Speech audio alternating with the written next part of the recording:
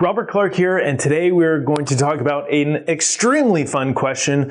What is an elimination period?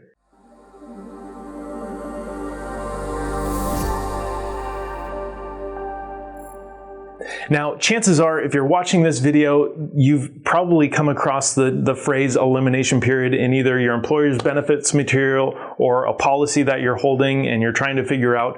And an elimination period is pretty much how long you need to be out on disability for a disability contract, how long you need to be out on disability before the insurance company starts paying you a benefit. Now, they are going to determine that elimination period by either a loss of time or a loss of income, or you would have to have both. That would depend on your policy.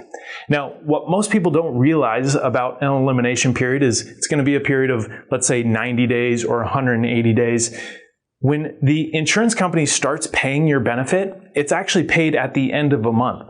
So if you have a 90-day elimination period, you likely wouldn't receive an actual paycheck from the insurance company until the 120th day or the 4th month, instead of what you might have thought was the 3rd month. So that's something to be careful of.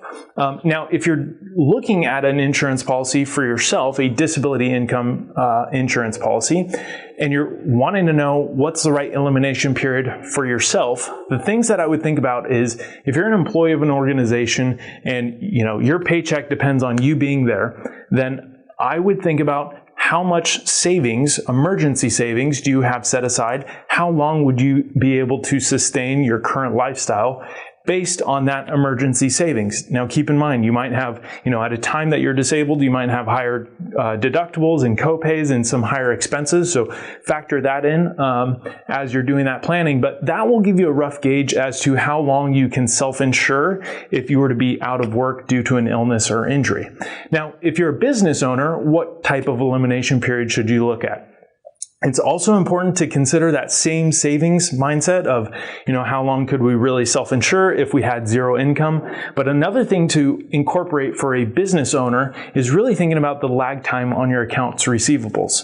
Let's say if you're in professional services and you're providing a service to the client and then you bill the client and they might not pay that bill for another 30, 60, or 90 days, I would think about that because, if you stopped working, you're going to have that trail of accounts receivables that will still come in and be able to fund you, whether you're not working or whether you're working or not. So the difference is when you come back from disability, you're going to have to work for that 30, 60, or 90 days before you actually start to realize some of that income from that earning. So all things to keep in mind, but I just wanted to point out a couple key differentiators when it comes to your elimination period. If you have any questions, please feel free to reach out and I would be happy to assist you. Thanks.